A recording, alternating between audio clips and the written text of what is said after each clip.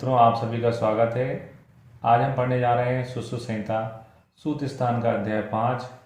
अध्याय का नाम है अग्रो अपरणीय अध्याय, जिसमें यंत्र और शस्त्र क्रम में जो अग्र होते हैं उनका उल्लेख है। शल्य क्रिया में 3 प्रकार के कर्म होते हैं, तो ये याद रखना है दोस्तों। जब हम काय चिकित्सा पढ़ते हैं तो उसमें पंचकर्म 5 प्रकार के कर्म होते हैं। यहाँ पर 3 प्रकार के कर्म बताए हैं। पूर्व कर्म यानी कि जो पहले किए जाते हैं शल्य कर्म से पहले, प्रधान कर्म जिसमें शल्य क्रिया होती है, और शल्य क्रिया के पश्चात कर्म। तो त्रिविध कर्म में शल्य कर्म बटा हुआ रहता है। प्रधान कर्म पढ़ते हैं तो प्रधान कर्म जो प्रधान शस्त्र कर्म होते हैं उनकी संख्या चरक संहिता में जो है वो 6 बताई गई है। इसमें आता है पाटन। पाटन का मतलब होता है चीरा लगाना, जैसे सुश्रुत भेदन बोलते हैं। वैधन का मतलब होता है पंचरिंग, पंचर करना। छेदन का मतलब होता है काट के अलग कर देना। लेखन का मतलब होता है स्क्रैपिंग, खरोंचना। प्रच्छान जो है, जो रक्तमोक्षण होता है उसमें आता है, रक्तमोक्षण के प्रकारों में। और सीवन का मतलब होता है सूचरिंग करना, यानी जो व्रण हुआ है उसको साफ करने के बाद में जो हम जो चीरा लगाया उसको सिलेंगे, वो सीवन कर्म है। सुश्रुत संहिता में प्रधान शस्त्र कर्म जो है वो 8 बताए गए हैं। इन 8 में आता है वेदन, वैधन, छेदन, लेखन। ऐषण और आहरण अतिरिक्त बताए हैं चरक से। तो ऐषण जो है वो प्रोबिंग कहलाता है, और आहरण जो है एक्सट्रैक्शन कहलाता है, बाहर निकालना। चूंकि चरक संहिता के हिसाब से ये एक प्रकार के यंत्र कर्म है, इसलिए उनको चरक ने ऐषण और आहरण नहीं माने। तो ऐस और आहरण जो है वो चरक में नहीं है। रक्त मोक्षण में प्रच्छान की जगह इनने विश्रावण शब्द है ना, रक्त विश्रावण कहते हैं क्योंकि वो यूज किया है। और सीवन। तो चरक सुश्रुत में 6 समानताएं हैं, 2 अलग हैं सुश्रुत में, ऐषण और आहरण। अष्टांग हृदय में आते हैं तो अष्टांग हृदय में 13 बताए हैं। हृदय में जो है 13 बताए इनने। जो सुश्रुत के 8 हैं वो तो बताए हैं, उसके अलावा बताया उत्पाटन, कुट्टन, मंथन, दहन और ग्रहण। तो इनको याद करने का तरीका कि 5 एक्स्ट्रा हैं, तो आप पूछोगे कोई एक्स्ट्रा पढ़ के आएगा कि आपने कहाँ से पढ़ा। तो यहाँ पर अपन याद करेंगे, उत्पाटन के लिए यू, कुट्टन के लिए के, मंथन के लिए मिली, दहन के लिए डी, और ग्रहण के लिए ग्री। तो यूके से मिली डिग्री, मतलब ये 13 कर्म कहाँ से सीख के आए? यूके से, उत्तराखंड से नहीं। मतलब आप जो चाहे अर्थ निकाल सकते हैं। यूके से मिली डिग्री, ग्रहण यूनाइटेड किंगडम से सीख के आ गए। अष्टांग संग्रह ने कहा अब भागवत आप सही बता रहे हैं, लेकिन बृहद भागवत ने उसको करेक्शन किया। जो बृहद भागवत ने संग्रहकार हैं उनने बोला है कि 12 होते हैं, उनमें से उत्पाटन को पाटन ही बोला उनने, मंथन को मंथन, कुट्टन को कुट्टन और ग्रहण को ग्रहण बताया। उनने दहन नहीं बताया है। तो दहन नहीं बताने का मतलब ये है क्योंकि दहन जो होता है वो अग्निकर्म को कहते हैं, तो अग्निकर्म एक अलग प्रोसेस हो जाती है, इसलिए उन्होंने दहन जो है उसका मना किया हुआ है कि दहन जो है वो संग्रह में नहीं आता है। ठीक है, तो ये अंतर अष्टांग हृदय और संग्रह ने दहन मना किया है। फिर बढ़ते हैं इस चैप्टर में परिकर्मी के गुण बताए हैं। परिकर्मी का मतलब जो कि ओटी अटेंडर होगा। जैसे हम चिकित्सा के चतुष्पाद पढ़ते हैं तो उसमें परिचारक आता है, वैसे ही यहाँ पर शल्य में परिकर्मी है, यानी जो ओटी अटेंडर है। ओटी अटेंडर कहना कैसा होना चाहिए? स्निग्ध, स्थिर, क्योंकि पहले के ज़माने की जो ऑपरेशन है बहुत लंबे चलते थे। स्थिर होना चाहिए, किसी का भग्न यानी जो है अगर टांग टूट गई है और उसको जोड़ रहे हैं तो उसमें बहुत टाइम लगेगा। बलवंता, बलवान भी होना चाहिए, क्योंकि बिना एनेस्थीसिया की सर्जरी करते थे तो रोगी को पकड़ के रखना पड़ेगा। तो इस प्रकार से SSB यहाँ लिख लेंगे, SSB परिकर्मी है ना, SSB परिकर्मी के गुण हैं। शल्यक्रम विधि में आते हैं तो श्रेष्ठ तिथि, करण, मुहूर्त और नक्षत्र में रोगी को लघु भोजन कराना चाहिए, हल्का खाना। क्योंकि उस समय में ग्लूकोज ड्रिप तो होती नहीं थी, इसलिए उसमें एनर्जी मिलती रहे, इसलिए हल्का भोजन कराने के लिए बोला है। रोगी को पूर्वाभिमुख बिठाकर वैद्य मर्मों को बचाते हुए सस्तम करें। तो रोगी का मुख किस साइड होना चाहिए? पूर्व की ओर होना चाहिए, ये भी इम्पोर्टेंट है। फिर दूसरा जो है नियम है वो ये कहता है कि शस्त्र को लोमों के अनुकूल चलाना चाहिए। तो 2 शब्द होते हैं, एक अनुकूल, एक होता है प्रतिकूल। तो लोमों का अनुकूल का उदाहरण है, जैसे कोई व्यक्ति सेविंग बनाता है तो वो कान के ऊपर से चालू करता है और नीचे टुड्डी तक आता है, तो वो बाल भी उसी क्रम में आते हैं, तो यह जो है लोमों का अनुकूल कहलाता है। इसके विपरीत जब हम लेप लगाते हैं, कोई क्रीम लगाते हैं चेहरे में, तो वो चेहरे के नीचे भाग से ऊपर के भाग की तरफ रब करते हैं, तो वो प्रतिकूल कहलाता है। तो ये दो क्वेश्चन हमेशा ध्यान रखना है कि शस्त्र कर्म हमेशा लोमों के अनुकूल किया जाता है और लेप जो है वो लोमों के प्रतिकूल लगाया जाता है।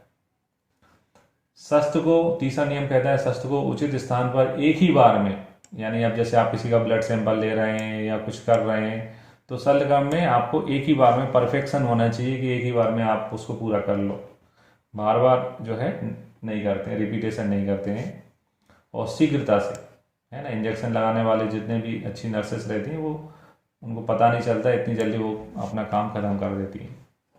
फिर आए पाक युक्त महान व्रण में 2 या 3 लंबा शस्त्र व्रण बनाना चाहिए। तो कितने अंगुल तक अधिकतम बताया, 2 से 3 अंगुल। ऐसा नहीं है किसी का फोड़ा अगर 10 अंगुल फैला हुआ तो पूरे में चीरा लगा दें हम, 2 या 3 अंगुल ही चीरा लगाना चाहिए, वहीं से पूरी पस बाकी शेष भाग की निकालते हैं। ये तो हुआ प्रधान शस्त्र कर्म के बारे में। अब पढ़ते हैं व्रण के गुण। तो व्रण के गुणों में आते हैं अपन, व्रण के गुण जो है वो 5 बताए गए हैं, संख्यावाची क्वेश्चन है, 5 श्लोक में लिखा नहीं है तो संख्या के रूप में तो कम आएगा।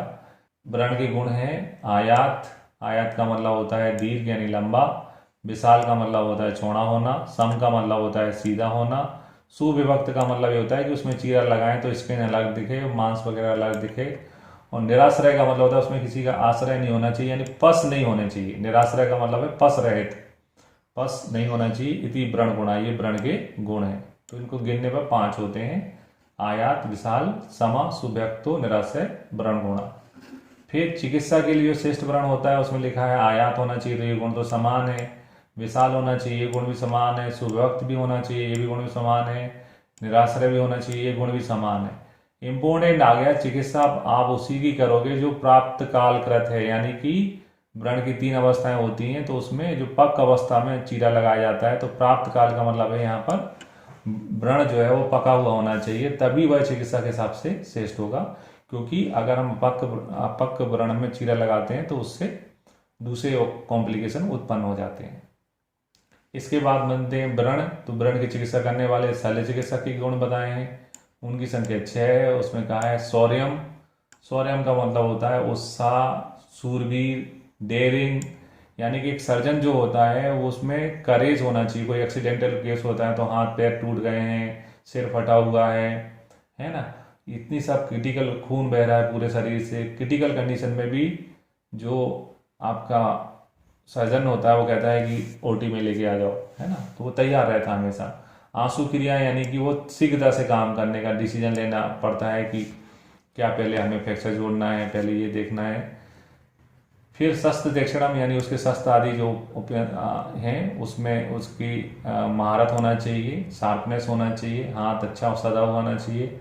आश्वेदम यानी पसीना नहीं आना चाहिए। आविपितु यानी कि कंपन नहीं करना चाहिए, हाथ पैर नहीं कांपने चाहिए सर्जरी करते समय। और असंभवश, कभी कभी भयानक सर्जरी होती है, किसी का एक्सीडेंटल केस होता है, बम विस्फोट होता है जिसमें टुकड़ों में लोगों की बॉडी आती है, तो उनको देख के वो खुद बेहोश ना हो जाए ब्लड को देख के, तो असंभवश मोह नहीं उत्पन्न यानी मूर्छा नहीं आना चाहिए टिपिकल केस देखकर। यह जो है वैद्य जो है जो शस्त्र काम करने वाले वैद्य के शस्त्र यानी उत्तम गुण होते हैं। अब बढ़ते हैं इसी चैप्टर में, जो है वो छेदन के प्रकार बताए हैं। तो छेदन के प्रकार 4 होते हैं। तिर्यक छेदन, तो तिर्यक छेदन कहाँ का किया जाता है, तो भू, आँख के ऊपर भू होती है हमारी। शंख कहते हैं अपन कनपटी को, कान के बगल पैरेलल जो हिस्सा होता है कनपटी। ललाट कहते हैं माथे को। गंड स्थल का मतलब है आपके गाल। तो ये चेहरे के हिस्से हैं आपके, है ना, भू, संग, ललाट, गंड स्थल ये चेहरे के हैं। अक्षिपुट जो है भौहों को कहते हैं, ओष्ठ और दंत वेष्ट। ये पहली लाइन में जितनी भी चीज़ें बताए गए हैं ये चेहरे को रिप्रेजेंट करते हैं, ठीक। और चेहरे का जब अपन कोई पिक्चर आपने देखी होगी सलमान खान की, किसी व्यक्ति काउंटर होने वाला होता है तो चेहरे को ऐसा काट दिया जाता है, क्रॉस का चिन्ह लगा दिया जाता है। तो यहाँ पर अपन ने चेहरे पे क्रॉस का चिन्ह लगाया है। और कभी कभी चेहरा जो है, चेहरे की किताब, चेहरा किताब जैसा है, पढ़ सकते हैं। तो किताब यानी कुक्षी और ये मंचन और की यानी कक्षा इसमें आ जाता है, जो अपनी जो है ना कक्षा कुक्षी फंक्शन। तो चेहरे की किताब में क्रॉस चिन्ह लगना है, चेहरे की किताब में क्या लगना है, क्रॉस चिन्ह लगना है, ऐसा ध्यान रखना है। इसके बाद बढ़ते हैं अपन अर्धचंद्राकार, गुड़ और मृत में अर्धचंद्राकार लगाया जाता है। तो जो अर्ध है वो अर्ध पंचांगुल माहू यानी कि 4.5 अंगुल किसका पता प्रमाण होता है, गुदा का। तो अर्ध से याद करना है, गुदा का आधा 4.5 अंगुल जो है प्रमाण होता है। तो गुद और मीड में कैसा बताया गया है, अर्धचंद्राकार बताया गया है, आधे चांद के जैसा ऐसा। फिर करते हैं अपन चंद्राकार में, तो हाथ और पैर के तलवों में जो है चंद्राकार बताया गया। तो चंद्र का आकार कैसा होता है, गोल आमतौर पे। तो हाथ में जो है पहले ज़माने में हाथों में मेहंदी कैसे लगाते थे, ऐसे गोल गोल गोल गोल जो है मेहंदी हाथों में रचाई जाती थी। तो ये गोल गोल मेहंदी से याद रखना है, कैसा बताया है, हाथ और पैर के तलवों में चंद्राकार। पुरानी पिक्चरें देखेंगे आप जो रेखा वगैरह की, तो उसमें हाथ में ऐसी मेहंदी रची होती थी जो गोलाकार होती थी। गाना है सलाम एक, तो इस टाइप से आपको याद आ जाएगा, हाथ में चंद्राकार। और बाकी शेष जगह जो है वो सीधा, शेष जगह कैसे लगाना है, सीधा। खाली पेट किस में कराना चाहिए शस्त्रक्रम, तो अभुक्त शस्त्रक्रम बताया है उदर, मूढ़गर्भ, अस्मरी, मुखरोग, आर्स और भागंदर में। तो इसके लिए एक फॉर्मूला लिख लेंगे यहाँ पर, उसका मामा भागा, उसका MAMA मामा भाग गया, है ना। पेशेंट को बोला कि खाना तो कुछ नहीं मिलेगा, तुम्हारी सर्जरी कर दी जाएगी, तो वो सुन के भाग गया, तो उसका मामा भाग गया, है ना।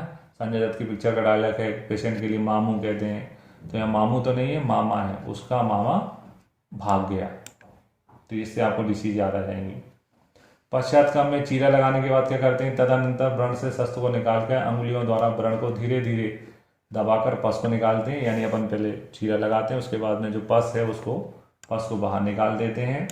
कसाय से व्रण का प्रक्षालन करते हैं, यानी पहले फिर अपन गॉज पीस में लेके, जैसे हाइड्रोजन पेरोक्साइड लेते हैं मॉडर्न में, ऐसा लेके व्रण का प्रक्षालन करते हैं।